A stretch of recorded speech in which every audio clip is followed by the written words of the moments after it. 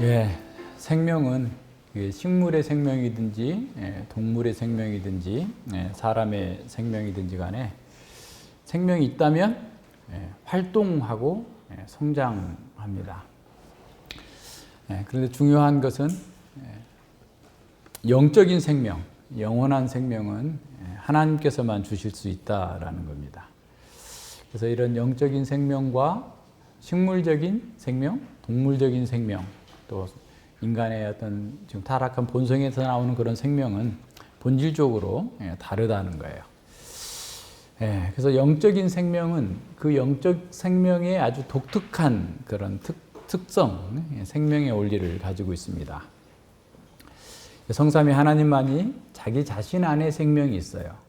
그 다른 모든 피조물들은 하나님의 생명에 의존되어 있어요. 하나님께 의존되어 있어요. 그러니까 하나님만이 자존하신 분으로 생명의 원천이시고 영원하신 생명을 갖고 계시고, 다른 모든 피조물들은 다 하나님께서 주신 그 생명을 받아서 누리고 또 그것을 유지하는 것도 하나님의 힘을 입어야만 가능하다라는 것으로 이렇게 특정 지을 수 있습니다. 그래서 이런 동물적인 생명, 또 식물적인 생명, 또 인간의 본성적인 생명 그 자체는 다 자기 보존의 욕망에 근거하고 있어요. 무슨 말인지 아시겠죠?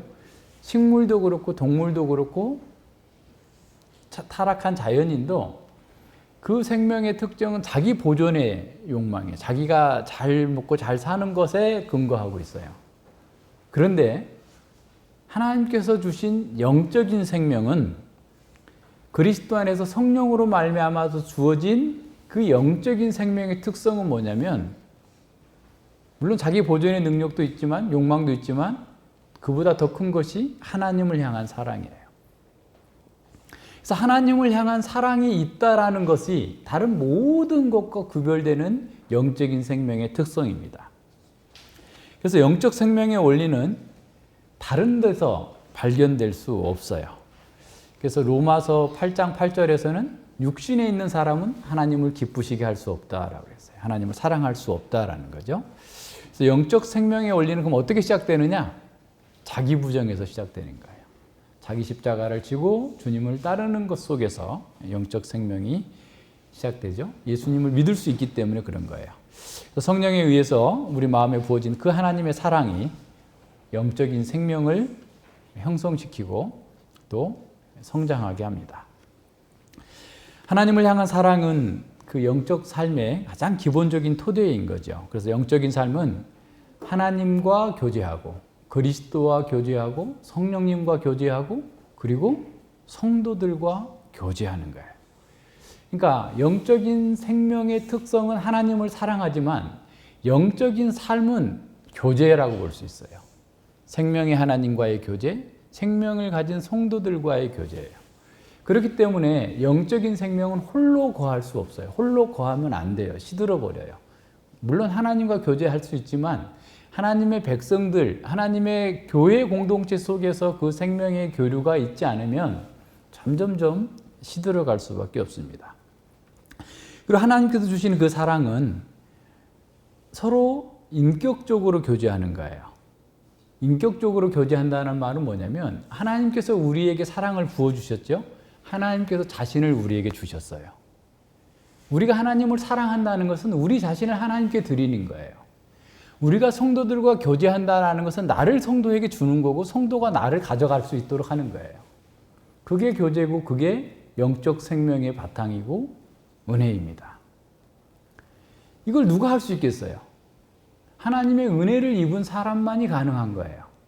하나님을 사랑하는 사람에게서만 나오는 거예요. 그래서 영적인 생명은 교제를 통해서 사랑하고 성장하기 때문에 고립돼서는 안 돼요. 고립되면 자꾸 시들게 됩니다. 영적인 침체에 빠지게 돼요.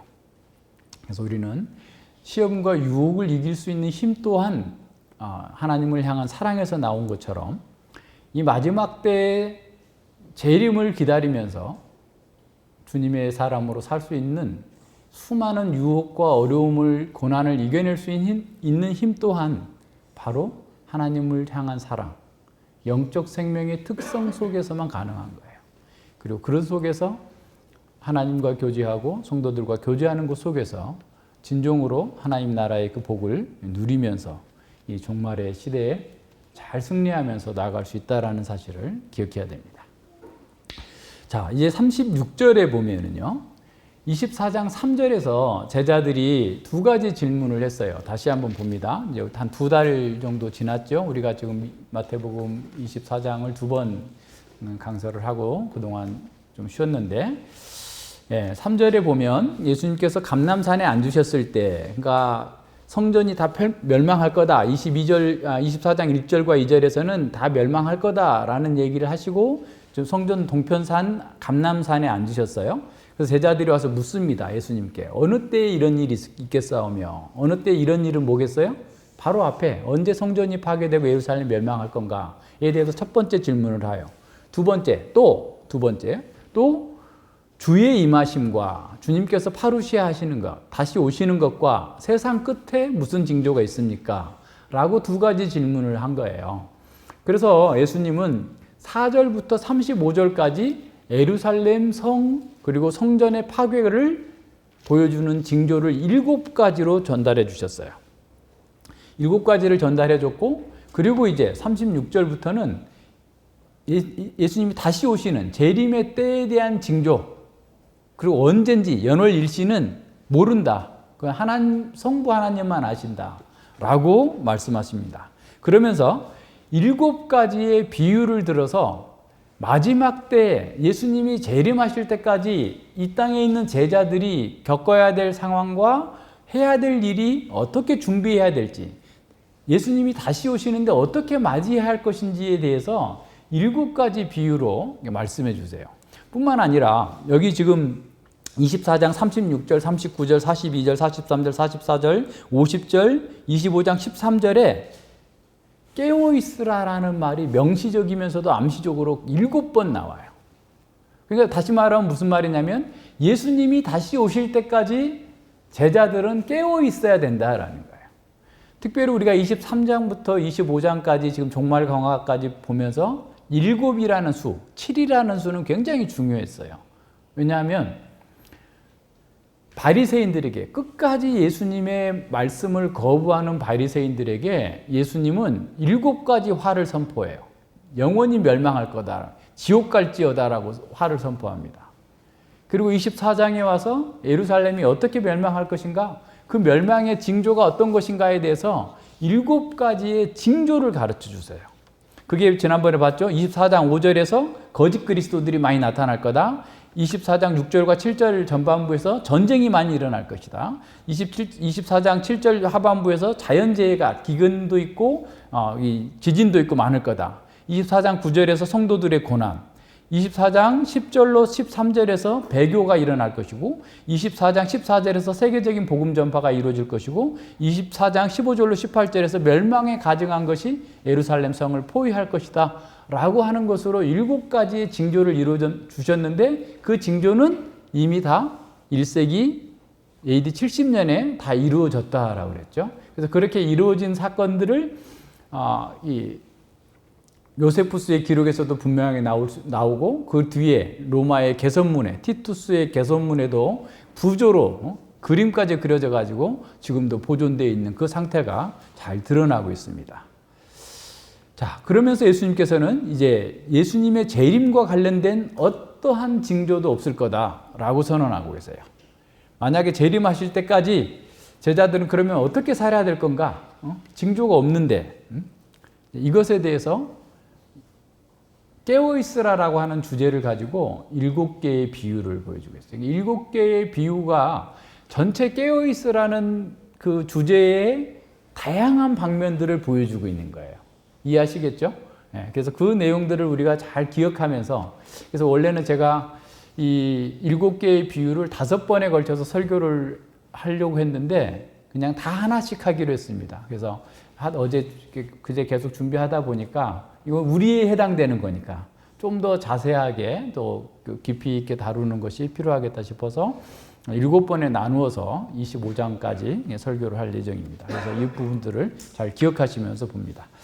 자, 예수님은 7이라고 7이라고 하는 완전수를 이렇게 사용하신 거죠. 완전히 멸망하고 또 완전하게 기다리고 완전히 깨어 있어야만 너희들이 하나님 나라의 극치에 이르게 될 것이다 라고 말씀해 주고 있어요. 그리고 이 7개의 비유는 모두가 다 제자들에게 주시는 말씀이에요. 교회에게 주신 말씀입니다. 그러니까 1차적으로는 교회가 다 받고 그 말씀을 따라서 적용해야 되는 거죠. 그리고 예수님은 이 종말과 관련한 시기에 관련해서 그릇된 기대를 차단하기 위해서 무엇보다도 다시는 뒤집을 수 없도록 메시아적 권위로 왕의 칙령을 선포하시는 거예요. 36절에 그러나 그 날과 그때는 아무도 모르나니 하늘의 천사들도 아들도 모르고 오직 아버지만 아시느니라 그랬어요. 왕의 칙령입니다. 더 이상 빼도 박도 못한다 말이에요. 그래서 페리데라는 말이 우리나라 말로 그러나라고 번역되어 있는데 그 페리데라는 말이 정한을 가리켜요. 그러니까 앞에 35절까지에서 예루살렘 멸망과 성전의 파괴에 대해서 말씀해 주셨고 이제 종말에 대해서 예수님이 재림하실 때에 대해서 파루시아와 관련해서 재림과 관련해서 이제 시작한다라는 표현이에요. 그래서 전에도 얘기했지만 이 페리데는 관용구입니다. 그러니까 항상 주제가 전환될 때마다 쓰는 거예요. 그래서 우리 고린도전서를 읽다 보면 결혼에 관하여서는 또 너희들이 신령한 것에 관하여서는 그 말이 다 페리데라는 말. 그러니까 이제 고린도 교회가 질문한 것에 대해서 답변하는 방식으로서 한 가지 주제 다루고 난 다음에 또 두 번째 주제를 다루면서 이렇게 계속 이렇게 했던 그 주제 전환이라는 표현으로서 페리데. 그러나 그래서 이때부터 이제 종말과 관련된 그 가르침을 주시고 있다라는 사실을 이렇게 봐야 됩니다. 근데 예수님은 재림하실 때 재림하실 날과 그때를 하늘의 천사도 모르고 아들도 모른다라고 하시는 거예요. 그러니까 메시아적인 아들, 성자로서 아들도 모르신다라고 합니다. 그러니까 이제 굉장히 앞뒤가 안 맞는 거잖아요. 예수님 그동안 다 아시는 것처럼 여겼고 또 구약에서 또 이렇게 신약에서 메시아는 모든 걸 다 아시는 분이고 하나님, 성자 하나님으로서 다 아셔야 되는데 왜 모른다고 할까? 그래서 어떤 신약 성경 그 필사자들은 굉장히 이게 불편한 거예요. 그래서 아들도라는 말을 빼고 필사한 사본들도 있어요. 근데 예수님께서 왜 이렇게 말씀하셨냐면 예수님도 성자로서 성자 하나님으로서는 다 알고 계시지만 하나님의 성삼위 하나님께서 우리를 구원하시기 위한 구속 언약을 하실 때 메시아로서 성자가 이 땅에 오셔서 언제 하나님 나라가 극치가 될 것이라고 하는 그 연월일시를 가르쳐 주지 않도록 협박하신 거예요. 그래서 자기를 낮추셔서 아들도 모른다.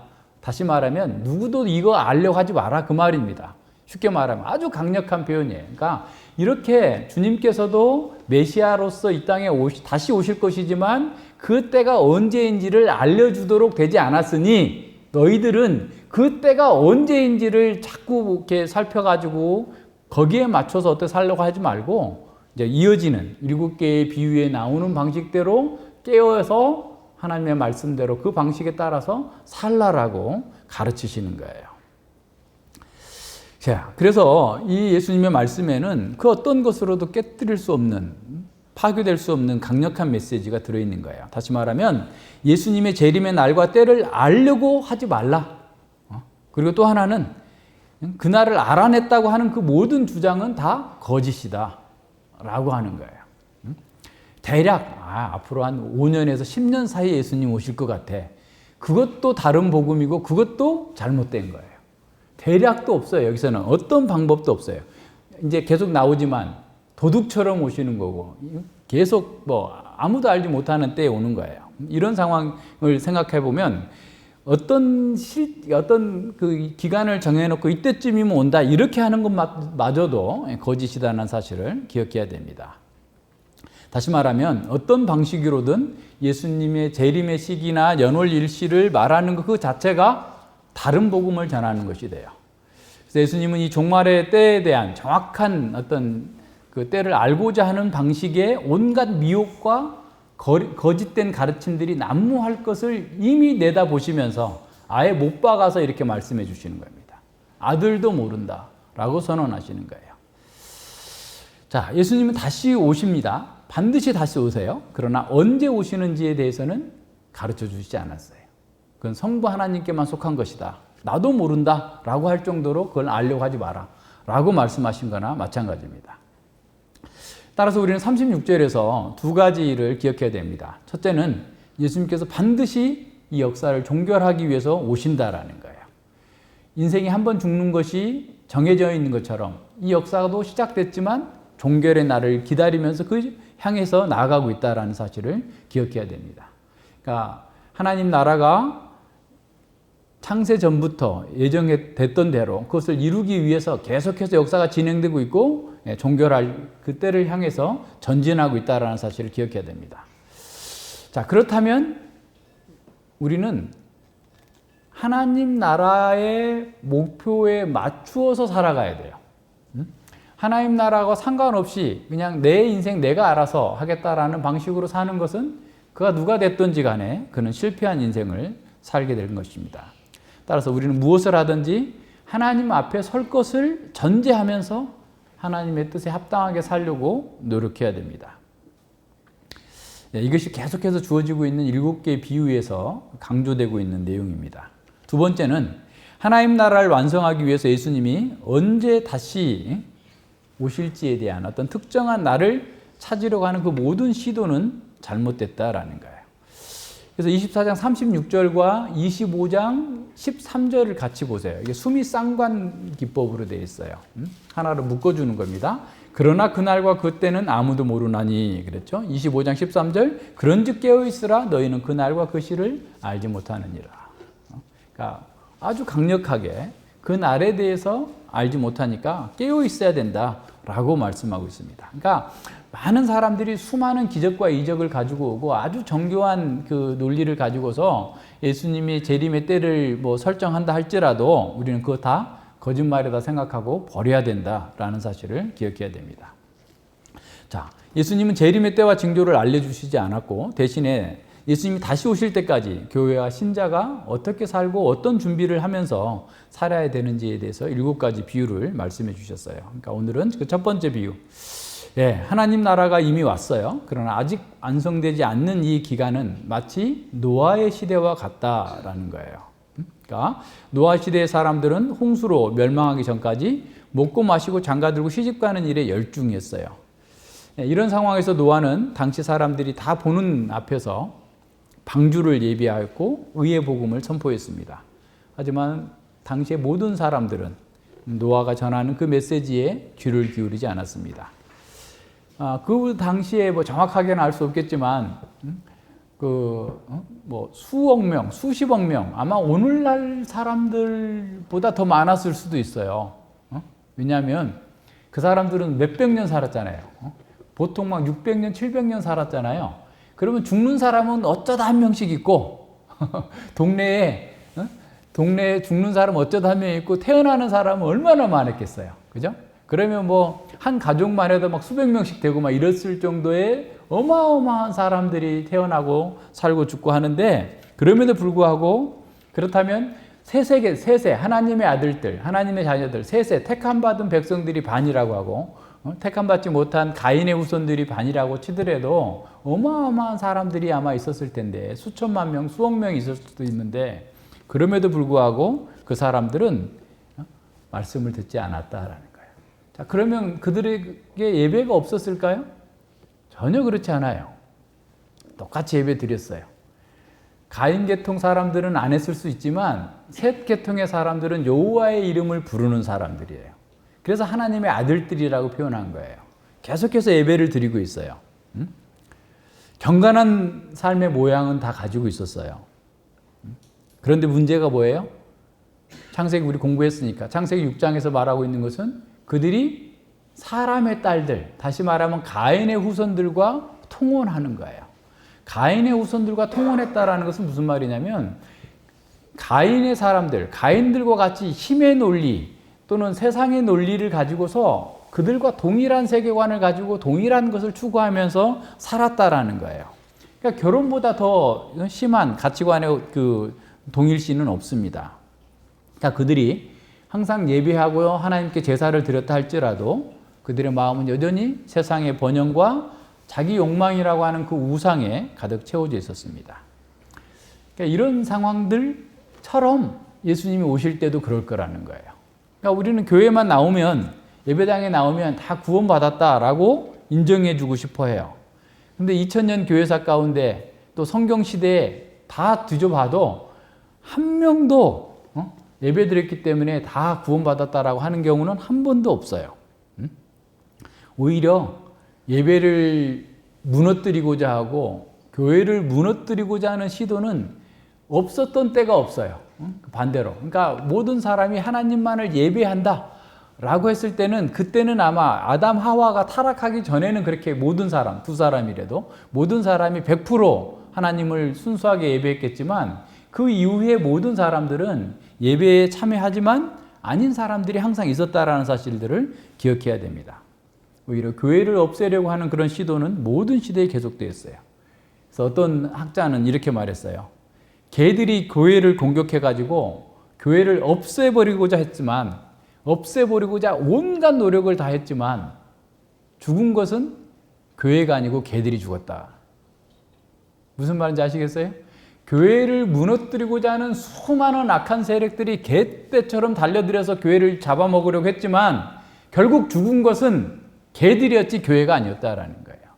예수님께서 음부의 권세가 너희를 이기지 못하리라 라고 말씀하셨는데, 교회를 무너뜨릴 수 있겠어요? 교회와 싸워서 자기들이 이길 수 있겠어요? 안 되는 거죠. 그러니까 사람들이 말씀을 열심히 듣는 경우도 있어요. 정말 최선을 다해서 듣습니다. 에스겔 우리 봤잖아요. 에스겔 33장에 보면 그동안에는 에스겔이 아무리 말씀을 전해도 아이고 웃기지 마. 말도 안 되는 소리 하지 마. 하면서 계속 코웃음 쳤어요. 예루살렘 멸망한다고 그랬는데 멸망하지 않는다. 곧 우린 돌아갈 거다라고 하는 거짓 선지자들이 훨씬 많았어요. 그래서 사람들은 거짓 선지자들을 따르고 추종했어요. 그런데 웬걸? 에스겔이 예언한 대로 예루살렘이 멸망했어요. 그러자 사람들이 변화가 됐어요. 야, 에스겔 집에 가보자. 에스겔에게 하나님께서 말씀하시는 게 분명해. 에스겔이 예언한 대로 다 됐잖아. 에스겔 집 앞에 문전성시가 이루어져 가지고 막 오는 거예요. 그런데 하나님께서는 에스겔에게 야, 착각하지 마라. 쟤네들이 열심히 너한테 말씀을 듣는 것처럼 오는데 걔네들 말씀 안 들을 거야. 가서 여호와께로부터 무슨 말씀이 나오는가 들어보자 하고 오지만 또 나의 백성처럼, 하나님의 백성처럼 아주 단정하고 깨끗한 모습으로 너 앞에 나올 것이지만 그대로 안 할 거야. 네가 전한 말씀을 듣기는 듣고 좋아할 거야. 네가 음악하는 사람, 사랑의 노래를 부르는 사람처럼 너를 연예인처럼 생각하고 너를 따르고 환호하고 열광할 거야. 그렇지만 저들은 네가 전하는 말씀을 듣지 않을 거다. 왜냐하면 그들이 하나님을 사랑하는 게 아니라 자기를 사랑하고 자기의 이욕을 따라 살기 때문에 결코 들을지 않을 거다라고 말씀하십니다. 하나님께서는 그들이 너를 음악 잘하며 고운 음성으로 노래를 하는 자같이 여겼나니 내 말을 듣고도 준행치 아니하거니와 그 말이 응할 것이다. 네가 전한 대로 다 응하게 될 거다. 그렇게 응할 때에 그들이 한 선지자가 자기 가운데 있었던 줄을 알리라. 모든 사람들이 평강하다, 평강하다, 평강하다 외치고 있는데 너가 전한 대로 멸망하고 너가 정한 대로 회개하는 사람만 구원 얻을 거라고 하는 이 말씀이 응하게 될 것이다. 그래서 그들이 멸망한 후에도 우리한테 선지자가 없었기 때문에 망했습니다. 하나님 불공평해요. 이렇게 말하지 못하게 하나님께서 그 선지자가 그들 가운데 있었다라는 사실을 증거하게 될 거다라는 거예요. 하나님의 말씀을 듣는 사람은 기본적으로 진정으로 자기의 죄를 발견하면서 회개하는 사람입니다. 자기 마음과 행위에서 나오는 가증한 것들을 믿게 보지 않는 채 그것을 오히려 사랑하면서 말씀을 듣고 좋아한들 그 삶이 바뀌겠습니까? 마음이 강팍한 사람들도 말씀을 들을 때 즐거워합니다. 지적인 유의가 있어요. 새로운 어떤 게 있습니다. 그러나 그것이 진짜인지 아닌지는 앞서 얘기한 것처럼 영적 생명의 특성이 있느냐, 하나님을 사랑하느냐, 하나님과 교제하느냐, 기도하느냐, 성도들과 진정으로 성령 안에서 교제하고 있느냐, 이거입니다. 그리고 고난 가운데에서 견디고 이겨서 하나님께서 원하는 열매를 맺느냐. 씨 뿌리는 비유에서 길가에 뿌려진 씨앗은 금방 사라졌지만 돌짝밭에 뿌려진 씨앗이나 가시밭에 뿌려진 씨앗들도 엄청 좋아해요. 기뻐해요. 즐거워해요. 햇볕, 가시, 고난이에요. 이생의 염려, 근심 있어요. 그런데 똑같이 있어요. 좋은 땅에 뿌려진 사람도 똑같은 그런 햇빛이 있고 비 있고 어려움이 있어요. 잡초들이 있어요. 그렇지만 30배, 60배, 100배의 결실을 맺는 사람들이 있습니다. 보세요. 말씀을 잘 들어야 돼요, 우선은. 그러나 그 말씀을 따라서 살기 위해서 자기를 날마다 십자가에 못 박는 작업들이 있지 않으면 자기를 하나님의 은혜 가운데 온전하게 내어드릴 수 없습니다. 노아 시대의 사람들은 120년이라는 시간이 주어졌어요. 이미 심판이 선포되었습니다. 그러나 그 심판은 아직 집행이 유예되고 있는 그런 상황이에요. 그들이 회개할 수 있는 충분한 시간이 주어졌습니다. 오늘날도 마찬가지죠. 이미 하나님 나라가 왔지만 하나님 나라가 완성되지 않는 그 시대에 우리도 살고 있어요. 근데 노아 시대 사람들처럼 오늘날도 자기 영광과 세상의 영광에 매몰된 채 이 역사와 세상의 그 종말을, 하나님의 심판을 보지 못하는 사람들이 너무 많습니다. 세상과 역사의 실체를 보지 못하기 때문에 세상이 더 크게 보여요. 불신자가 더 멋있어 보여요. 근데 보이지 않는 영적인 생명과 영적인 삶에 대해서는 무관심한 거죠. 뭐 예배, 성도들과의 교제, 기도하는 거 별로가 아닌 거예요. 그분들에게는. 오늘날 교인들에게 삶의 목적이 무엇이냐라고 묻는다면 어떻게 대답할까요? 말은 소요리 문답, 일문답처럼 말할 수 있어요. 아이들이 다 외우고 있는 것처럼. 그런데 대부분은 자아 실현이 자신의 삶의 목적이다라고 생각할 겁니다. 그것을 당연하게 여겨요. 그걸 또 부끄럽게 생각하지도 않습니다. 세상에서 성공해서 자기가 원하는 것을 다 할 수 있는 것, 돈 많이 벌어서 사람들에게 빛가번쩍하게 사는 것, 그것이 나의 목적입니다 라고 말하는 것, 거의 대부분 그래요. 노아 시대 사람들도 셋 계통의 사람들이 그랬어요. 그래서 자기 눈에 좋아 보이는 모든 사람의 딸들을 끌어다가 아내를 삼았어요. 중혼도 했어요. 자기에게 성공할 수 있다면 그 무슨 방법이든 다 끌어온 거예요.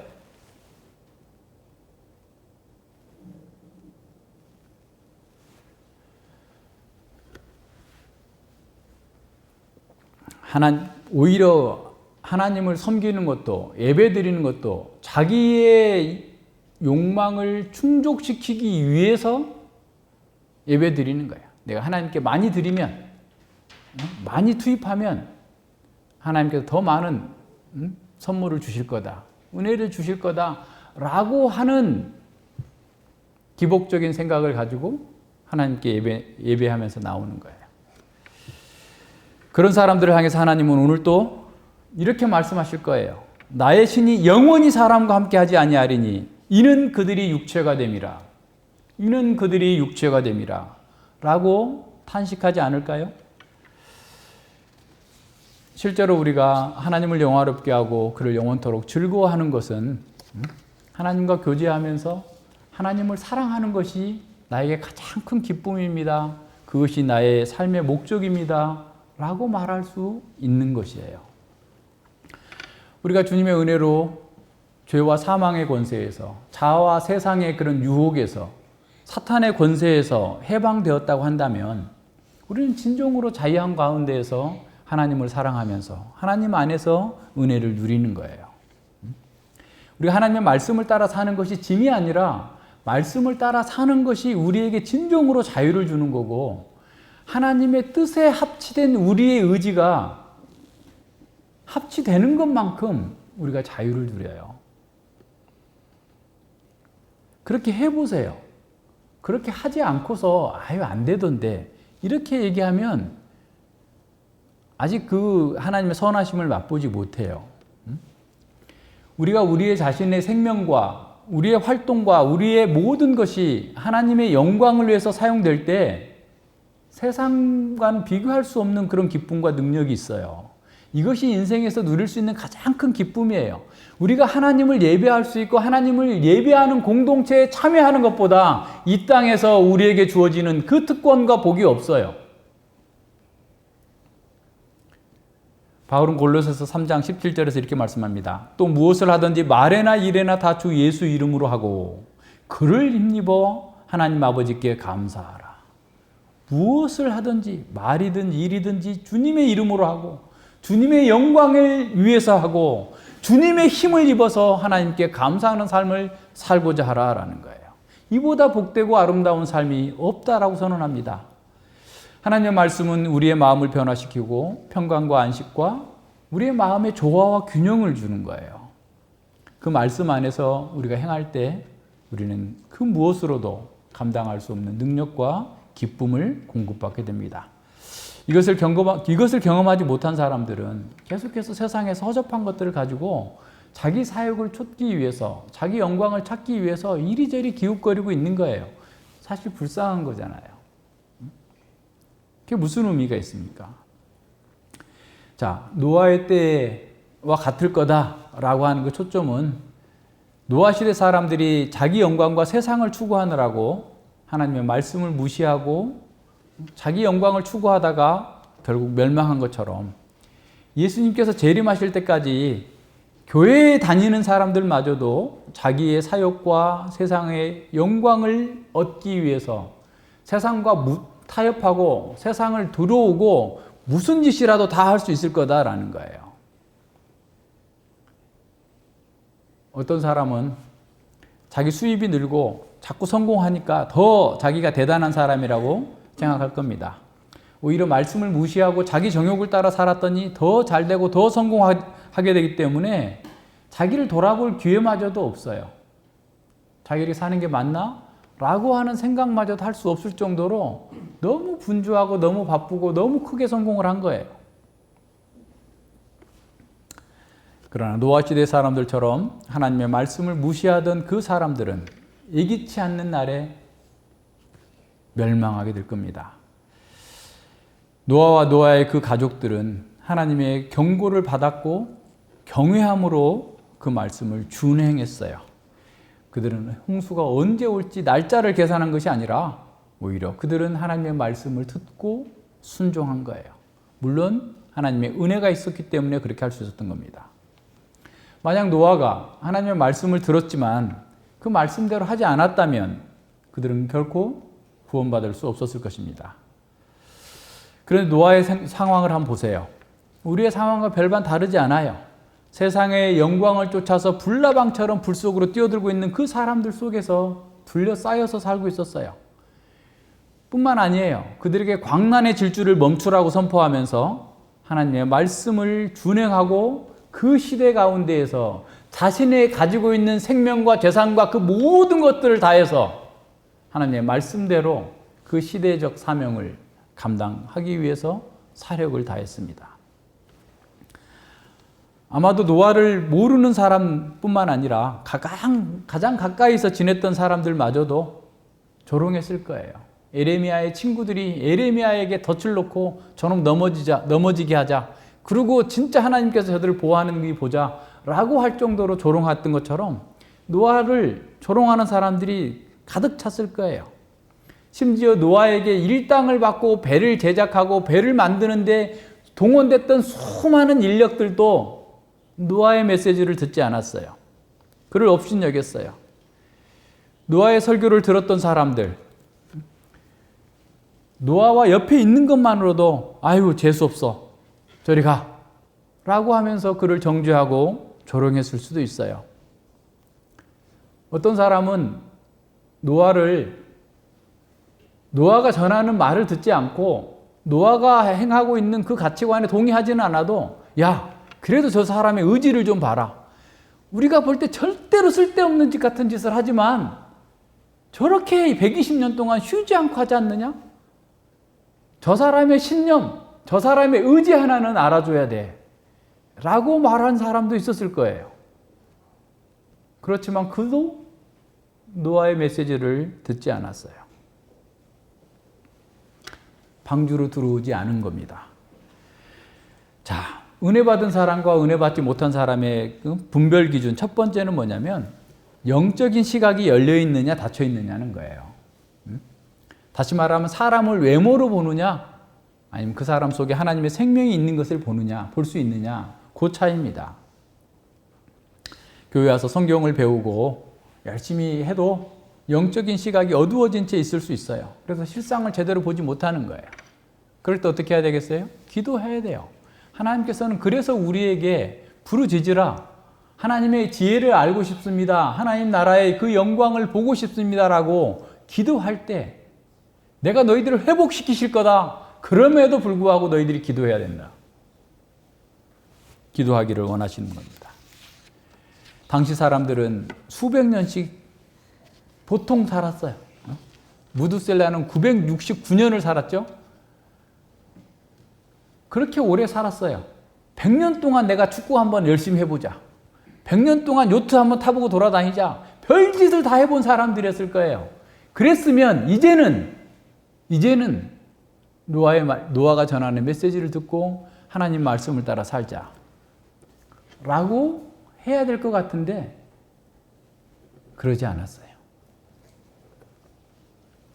물을 젖추지 못할 웅덩이를 파면서 몇백 년을 그렇게 살아왔던 사람들, 배부르지 못할 것을 위해서 평생을 살다가 죽은 사람들 얼마나 많았겠어요. 노아가 반복해서 방주를 예비하면서 전했던 그 메시지에 반응한 사람들이 아무도 없었다는 거 얼마나 놀랍습니까? 예수님은 지금 그걸 보라는 거예요. 인자가 다시 오실 때 너희들이 100년, 200년, 300년을 복음을 전한다 한들 노아 시대 사람들처럼 안 들을 수 있다라는 거예요. 그럴 때 예수님이 오실 수 있다라는 거예요. 그러니까 깨어 있으라는 겁니다.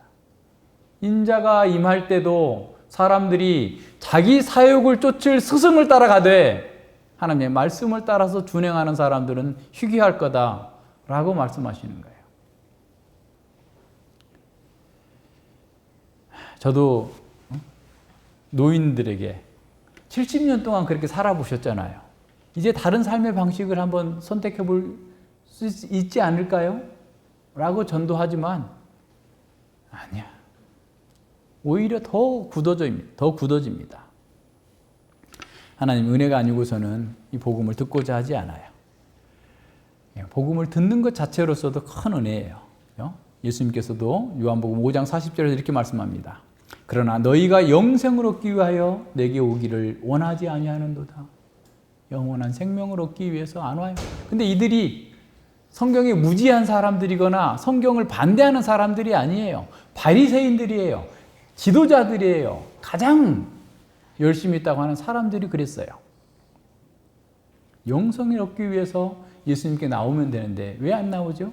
자기 부정을 안 하니까 안 나오는 거예요. 그냥 자기가 기존에 하고 있던 것을 잘했다고 인정해주면 다 나올 거예요. 자기를 부정해야만 예수님을 받아들일 수 있고 영생을 얻을 수 있기 때문에 안 나오는 겁니다. 왜 노아 시대 사람들은 노아가 전한 말씀을 듣지 않았을까요? 노아의 형제들은 얼마나 많았겠습니까? 노아의 친척들과 친구들은 얼마나 많았겠어요? 노아와 함께 배를 만드는 데 참여했던 사람들은 얼마나 많았겠어요? 노아와 함께 예배 공동체에 참여했던 사람들은 또 얼마나 많았을까요?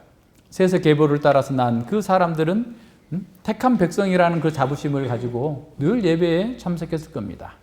하나님은 그들이 예배드리지 않았기 때문에 심판하신다고 말씀하지 않았어요.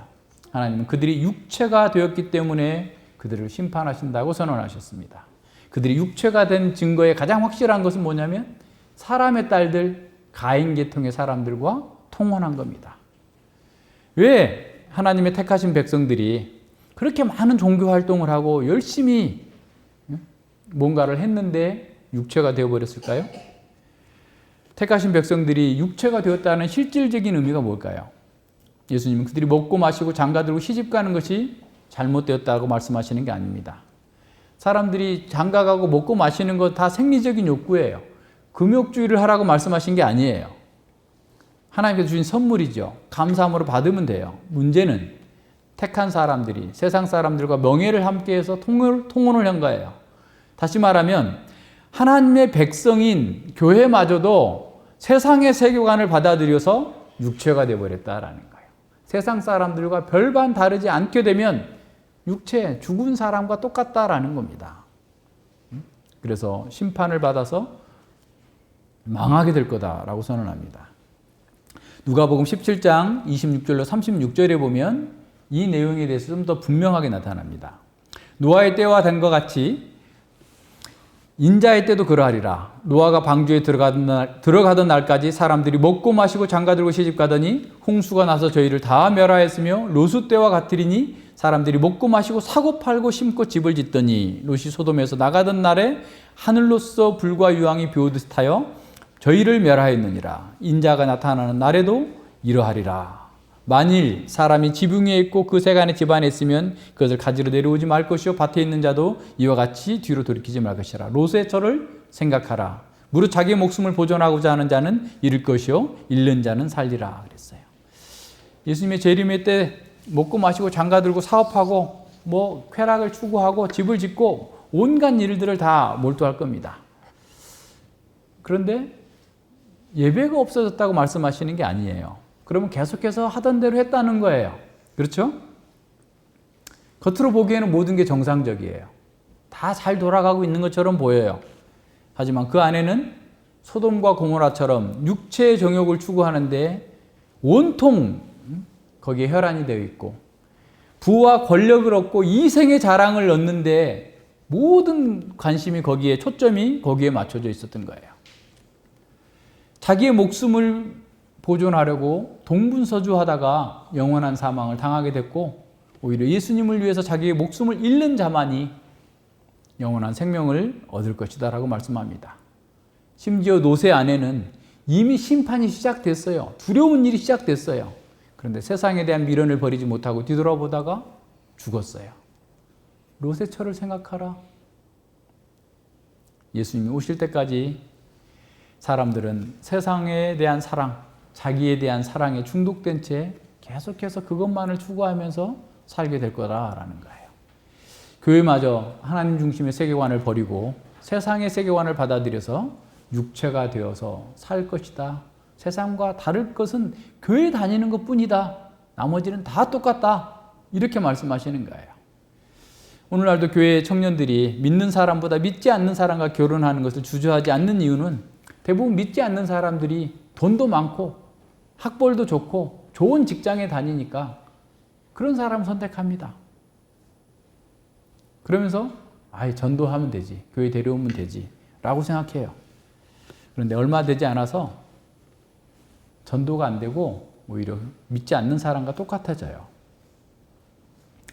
롯은 믿음의 사람 아브라함을 떠나서 풍요를 찾아서 에덴 동산처럼 아름다운 땅 소돔과 고모라로 내려갔습니다. 그는 최선을 다해서 소돔의 주류 사회에 편입하려고 했어요. 성의 지도자 바늘에까지 올랐어요. 왜냐하면 그가 성 문 앞에 앉아 있을 정도로 재판관 정도가 됐어요. 출세한 거죠. 하지만 그가 하나님의 말씀으로 그들에게 경고했을 때 그들의 사위도 그를 조롱했습니다. 롯은 온갖 노력을 다했지만 그들의 이론으로 화학적으로 결합되지 않았어요. 그는 언제나 이방인이었습니다. 우리가 세상 사람들처럼 살려고 해도 세상이 우리를 안 받아줘요. 우리가 믿음을 버리지 않는 이상. 근데 왜 자꾸 세상에 가서 기웃거리면서 세상으로부터 인정을 받으려고 합니까? 롯과 같은 행동을 하려고 합니까? 이 불쌍한 롯은 결국 자기가 평생 이룬 것을 다 잃어버렸어요. 아내도 잃어버렸습니다. 그는 겨우 자기 목숨과 2딸만 빠져나올 수 있었어요. 롯은 세상에 동화되려고 했던 교회와 신자들의 결국을 보여줍니다. 롯의 처를 생각하라 라고 하시는 주님의 말씀은 롯의 선택과 롯의 결과도 주목하라라는 거예요. 롯의 처만 생각하라는 게 아닙니다. 교회의 회원으로 예배하는 사람들도 세상의 가치관과 세상의 세계관을 따라 살고 있으면 이것은 롯과 같은 위험이 다가오고 있다는 것. 인자의 때에 노아의 때와 같은 그런 위험이 있다는 사실을 기억해야 됩니다. 우리는 세계관을 형성하는 것이 어떤 지식 체계나 철학을 공부함으로써 되는 것으로 생각하기 쉽습니다. 그러나 우리와 우리 자녀들이 세계관을 형성하는 것은 그런 공부에서 되는 게 아니고요. 오히려 가장 강력한 도구는 우리 시대에 함께 공유하고 있는 문화에서 이 세계관이 형성이 됩니다. 그 문화가 은밀하게 전파하는 세계관들을 우리는 의식하지 못하는 상황에서 스며들기 때문에 자기도 모르게 그렇게 반응하고 그렇게 생각하고 그렇게 행동하는 거예요. 그래서 더 위험합니다. 그런 세계관들이 대중매체, TV와 라디오, 영화, 공교육, 사회 전반의 모든 우리가 카페에 앉아서 마시고 뭐 전철을 타고 뭐 엘리베이터 안에도 뭐 광고가 계속 쏟아져 나와요. 그래서 그렇게 사는 것이 전혀 이상할 게 없고 그냥 다 누구나 받아들이는 거다라고 생각을 하는 거예요. 요새 무슨 오징어 게임이 뭐 대단하다고 뭐 어쩌고저쩌고 해가지고 어디 유튜브 보니까 한 10분짜리로 딱 정리해 놓은 게 있던데 보니까 그래서 내가 그걸 봤어요. 봤더니 그게 그렇게 보여야 될 거예요? 아주 끔찍하잖아요. 그러니까 사회의 루저들이 모여가지고 돈을 얻기 위해서 목숨을 걸고 거기에 올인하면서 막 싸우고 있잖아요. 싸우는 거냐, 또 게임을 하고 있잖아요. 그게 재밌습니까? 우리는 어떻게 생각해야 돼요? 그러니까 돈을 위해서 죽어도 좋다고 하는 저 인간들, 생명의 소중함도 모르고 자기가 왜 여기 와서 살고 무엇을 위해 살고 어떻게 살아야 행복해지는지도 모르고 그냥 돈만 있으면 행복할 거다라고 생각하면서 허무와 절망에 빠져들고 있는 그 사람들을 보면서 안타깝게 생각해야지. 사실은 그건 또 다른 면이에요. 우리가 실제로 오징어 게임은 안 해도 실제 세상에서 오징어 게임처럼 살고 있지 않아요? 자기 목숨을 벌어가면서 헛된 것에 그냥 자기 올인하면서 죽을지 살지 이것을 하는 게 사는 건지 자기에게 유익할 건지 망할 건지 계산도 안 해보고 무조건 뛰어들고 있는 이 사람들의 허무와 절망이 보여지지 않아요?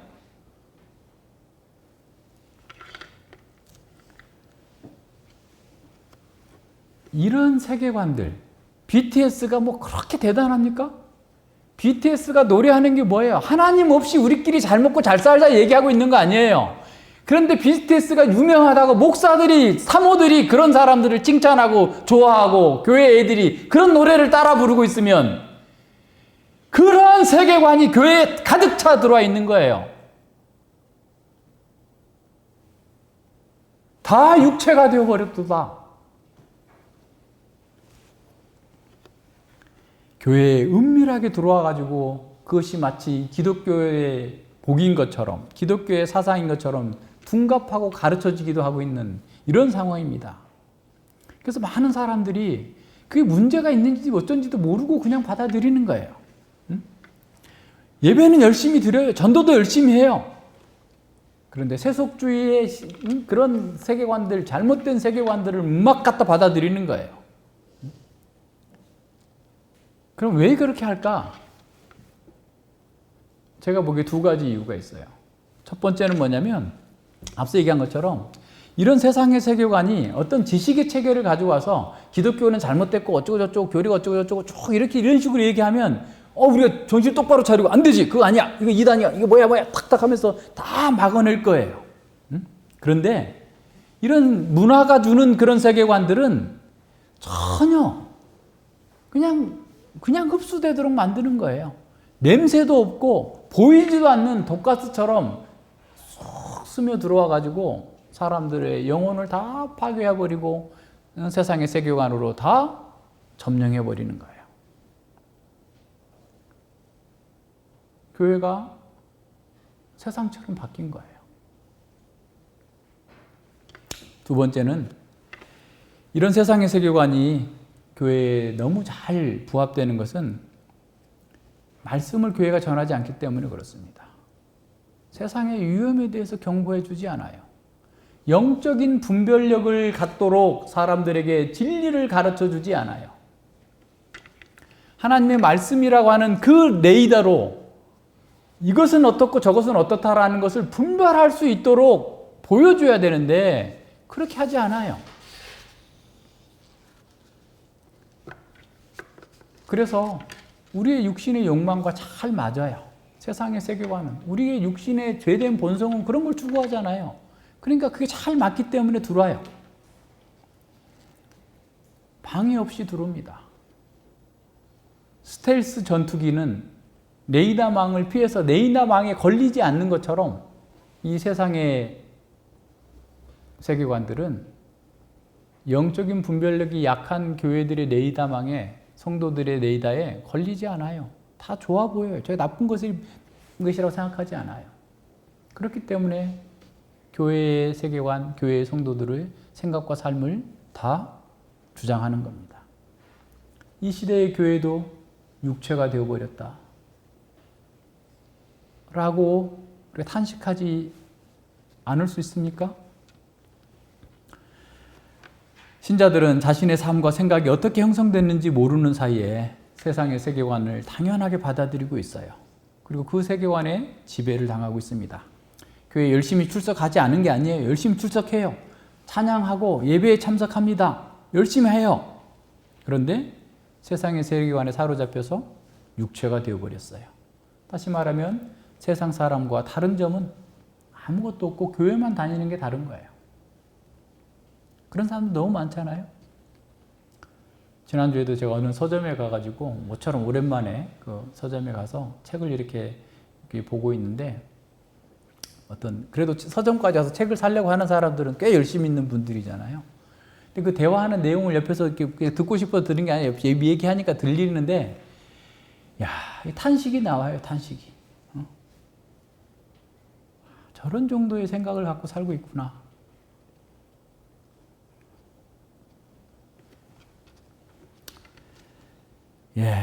이 각성해야 됩니다.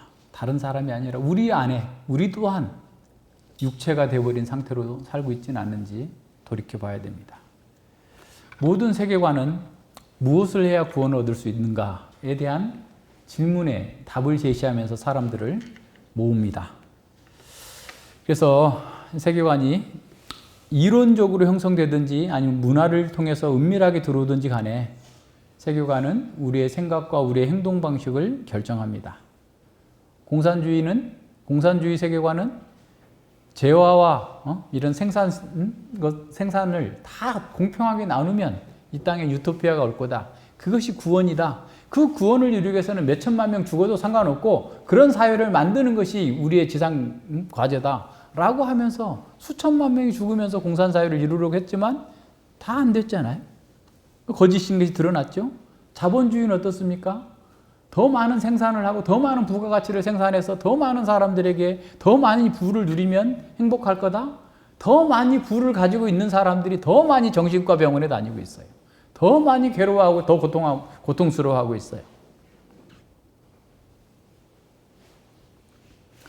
소비주의 세계관은 더 많이 소유하고 더 많이 소비하는 것이 구원이다 라고 가르치는 거예요. 요새 젊은이들은 차병이 났대, 차병. 그래서 차를 사지 않으면 병이 나는 거예요, 차병.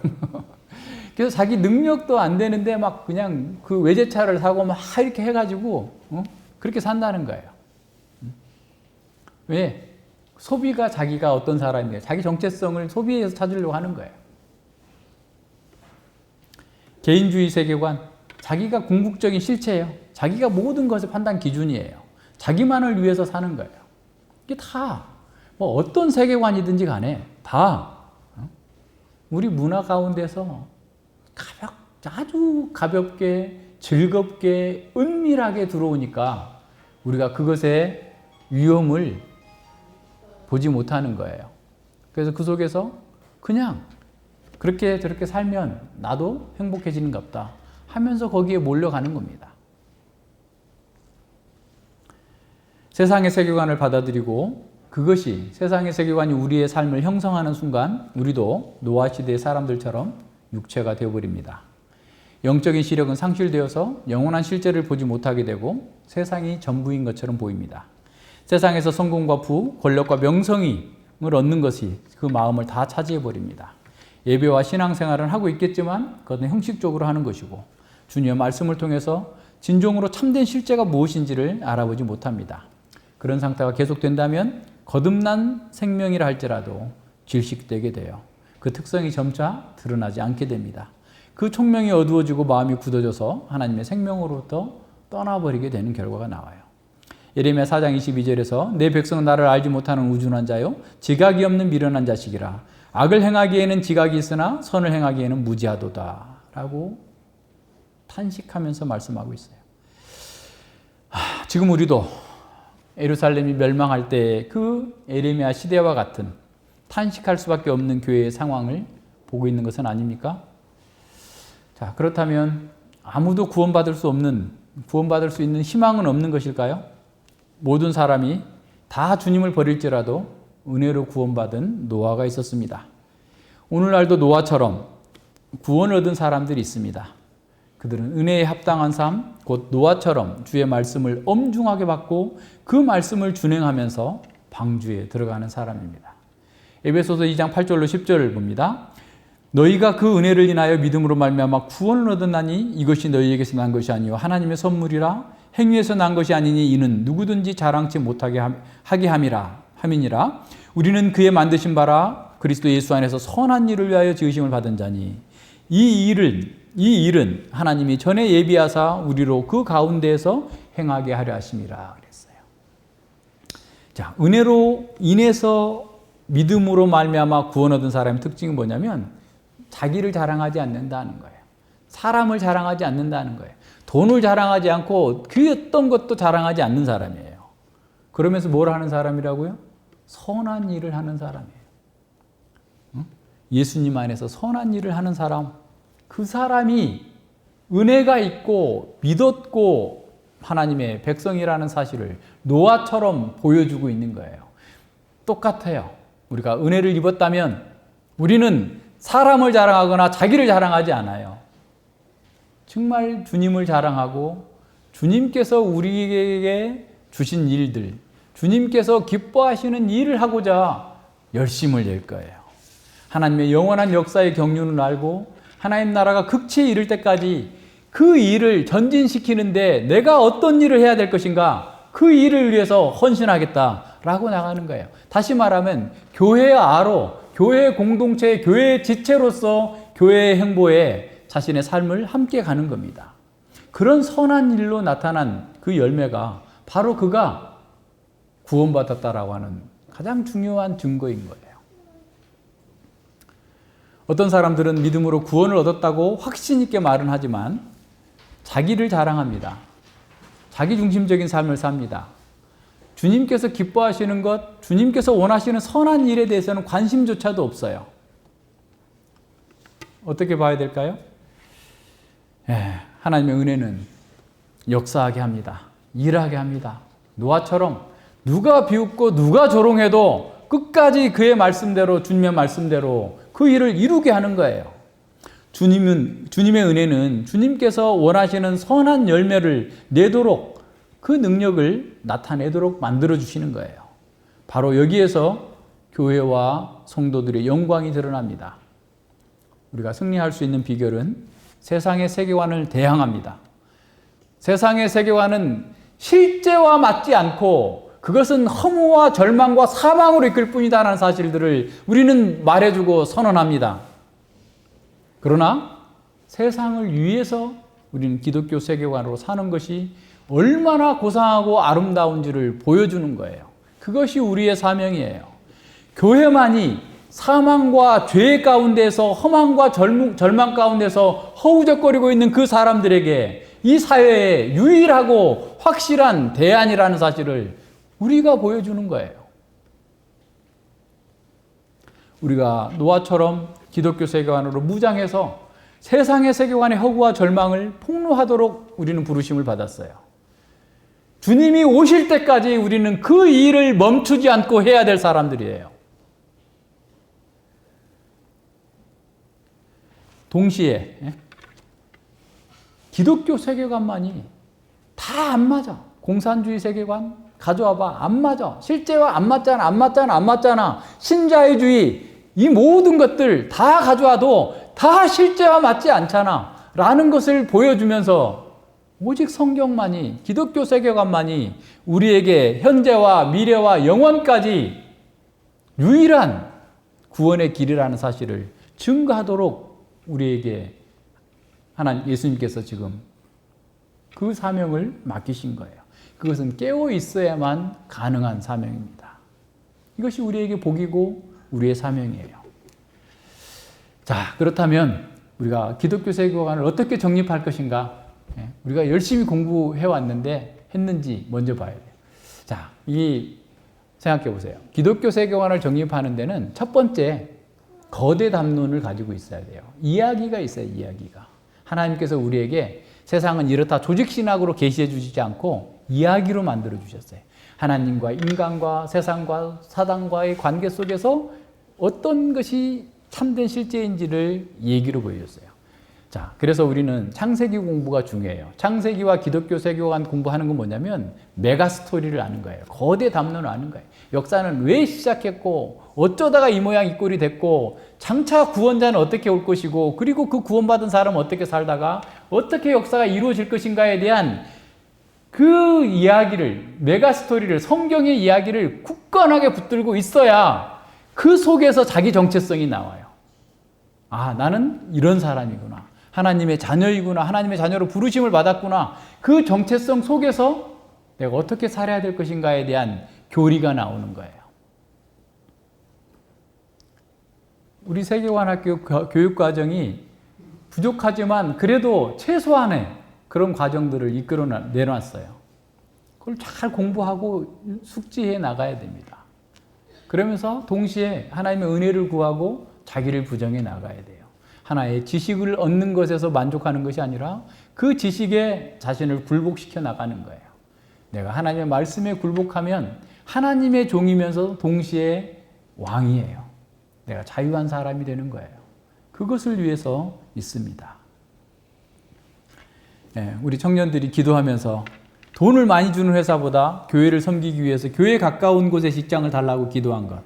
자기가 어디에 속해 있는지를 알기 때문에 그런 거 아니에요? 그런 사람 하나님께서 기뻐하시지 않겠어요? 되든 안 되든. 우리가 어디에 소속되어 있느냐? 내가 누구냐?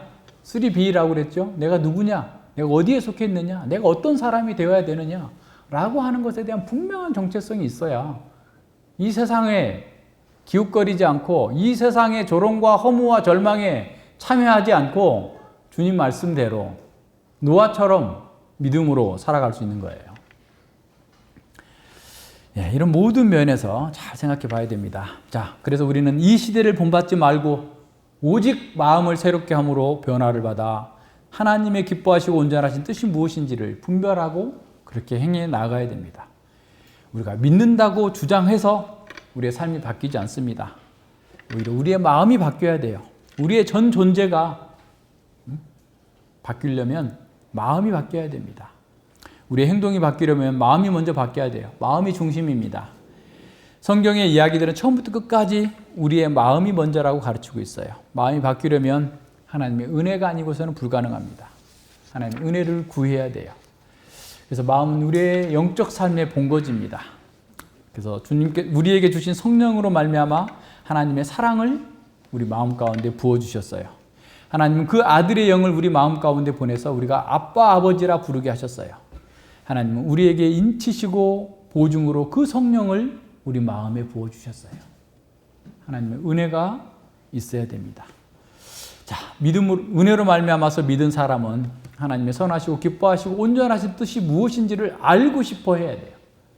그리고 자기의 감정, 지성, 의지와 몸 모든 기관을 사용해서 하나님을 사랑하고 하나님께서 기뻐하시는 그 일을 하고자 하는 겁니다. 은혜는 우리가 성령 안에서 진정으로 자유한 삶을 살게 합니다. 우리의 의지는 하나님의 뜻에 합할 때 진정으로 자유를 누릴 수 있어요. 스티브 가버라고 하는 신학자가 연구를 했답니다. 어떤 애들은 대학 졸업하고 다 교회를 떠나는데 어떤 애들은 끝까지 신실하게 하나님 말씀대로 살고 더 성장하는가? 그 이유가 뭔지를 한번 조사해 보자 라고 했는데 조사해 보니까 이 세 가지 결론이 나왔다는 거예요. 그들은 그러니까 신앙과 삶을 성공적으로 통합하는 사람들은 예외 없이 세 가지를 실천했다는 거예요. 그렇게 그 믿음 안에서 그 견고하게 붙어 있던 사람. 첫 번째는 뭐냐면 그들은 기독교적 삶을 적극적으로 실천하는 멘토와의 관계를 발전시켰어요. 그게 목사님이 됐든 장로님이 됐든 계속해서 자기의 문제가 있을 때 물어보는 거예요. 누구야? 너 중요한 일을 결정할 때 꼭 목사님하고 상의하라. 라고 유언으로 남겨줬던 어떤 성도처럼 좋은 멘토가 옆에 있어야 내가 언제든지 물어볼 수 있잖아요. 딴 사람은 안 되지만 밤에도 물어볼 수 있고 낮에도 물어볼 수 있고 언제든지 물어볼 수 있는 그런 문제가 있을 때 이런 삶에서 내가 지금 직장을 옮기려고 하는데 저쪽에서는 나한테 연봉 2억을 준답니다. 여긴 지금 1억인데 어떻게 할까요? 물어보는 거예요. 그냥 2억? 2배나 받네? 하면서 그쪽으로 옮기는 게 아니라 그것에 그러면 아마 그 멘토는 그럴까 얘기하지 않겠어요? 그것의 장단점, 유익 그러나 우리가 더 소중하게 생각해야 될 게 무엇인지를 더 분명하게 하면서 기도하면서 결정하자 라고 하지 않겠어요? 멘토와의 관계, 목사와의 관계를 잘 맺으시길 바랍니다. 목사한테 말도 안 해놓고 목사가 뭐 이렇든 저렇든 막 얘기를 하면서 뒤에서 공격하는 사람 치고 잘 될 수가 있겠어요?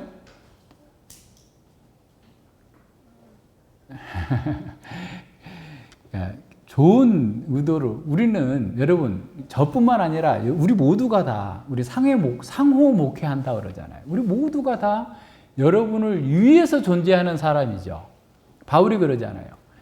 모든 것이 너희의 것이다 라고 얘기하잖아요. 우리는 누군가를 이용하고 나의 어떤 이익을 위해서 사람을 이용하려고 하는 사람은 적어도 없을 거예요.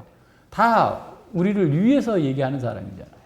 자기가 얘기 안 해놓고 어쩌고 저쩌고 소통이 안 된다고 하면 어떻게 하겠냐고요. 두 번째, 기독교적 삶을 사는데 깊이 헌신된 동료와 정기적으로 만났다는 거예요.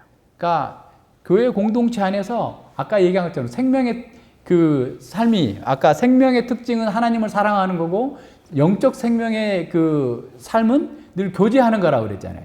하나님과 교제하고 성부 하나님, 성자 하나님, 성령 하나님과 교제하고 성도들과 교제하는 거예요.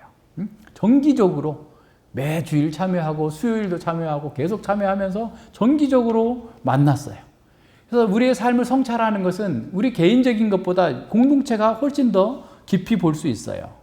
그래서 공동체 안에서 영적인 생명이 태어나고 성장할 수 있기 때문에 그렇게 해야 된다는 거예요. 세 번째는 그들은 현실에서 직면하고 있는 유력한 세계관들의 도전에 충분히 맞설 수 있는 기독교 세계관을 발전시켰다라는 거예요. 세상에서 이런 유혹 저런 유혹 다 해가지고 와도 성경적 세계관으로 딱 보니까 이건 이게 잘못됐고 이건 잘못됐고 이건 이렇고 저건 저렇고 그래서 나는 이렇게 할 수밖에 없어 라고 얘기할 수 있는 기독교 세계관에 근거한 분명한 답을 가지고 있고 그걸 제시할 수 있었다는 거예요. 자, 우리가 은혜를 받았다고 한다면 노아처럼 기독교 세계관을 정립하라고 노력할 것입니다. 우리가 은혜를 받았다고 한다면 노아처럼 하나님의 뜻을 따라서 선한 일을 하려고 열심을 낼 것입니다. 우리가 은혜를 받았다고 한다면 세상이 우리를 조롱하고 핍박하면서 견딜 수 없는 고통을 준다 할지라도 거기에 불복하지 않을 겁니다. 우리는 어떤 고난이 있든지 간에 방주 안에 있었던 노아가 완전한 구원을 얻었던 것처럼 우리도 예수님 안에서 이 교회 안에서 극치에 이르게 될 그 하나님 나라가 이룰 때까지 우리는 완전하게 보호될 거예요. 노아의 방주에서 병든 소가 죽었다는 소식 없어요. 노아의 방주에 들어갔으면 모두가 다 살았어요. 하나님의 말씀대로 사는 사람, 주님께서 내가 다시 올 때 노아의 때와 같지만 노아처럼 믿는 자들은 다 구원을 얻을 것이다. 그런즉 깨어 있으라라고 말씀하시는 거예요. 저와 여러분이 다 그렇게 되기를 바랍니다. 기도하겠습니다. 하나님 아버지 감사를 드립니다. 주님께서 저희들에게 은혜를 허락하여 주시고 참으로 믿음으로 말미암아 구원에 이르게 하셨고 이 구원받은 자들로서 하나님의 선하신 뜻을 알고 그 뜻을 행하고자 살아갈 수 있는 자들 되게 하여 주셔서 진실로 감사를 드립니다. 아버지 하나님, 참으로 이때도 이 상황도 노아 시대와 같이 많은 사람들이 하나님을 예배한다고 하나 참으로 세상의 세계관으로 가득 차서 세상을 추구하고 자기를 추구하느라 그 마음이 다 하나님을 떠나버리고 육체가 되어버린 이런 상황임을 봅니다. 저희들 자신도 심히 두렵고 떨림으로 자신을 봅니다. 우리 마음의 중심에 하나님을 대한 사랑과 하나님을 사랑하는 것이 아니라 오히려 그것보다 세상을 더 사랑하고 자기를 더 사랑하고 또 뭔가를 더 사랑하고 있는 것은 없는지 두려움 가운데에서 살펴보게 하여 주시옵소서. 비록 우리가 그런 자리에 있었다 할지라도 이제 회개하고 돌이켜서 참으로 깨어서 주님 말씀을 듣기를 사모하고 그 말씀대로 살기를 바라면서 기도하며 주님을 의지하고 나아갈 수 있도록 주님 은혜 베풀어 주시고 함께하여 주시옵소서. 감사드리오며 예수님 이름으로 기도드립니다. 아멘.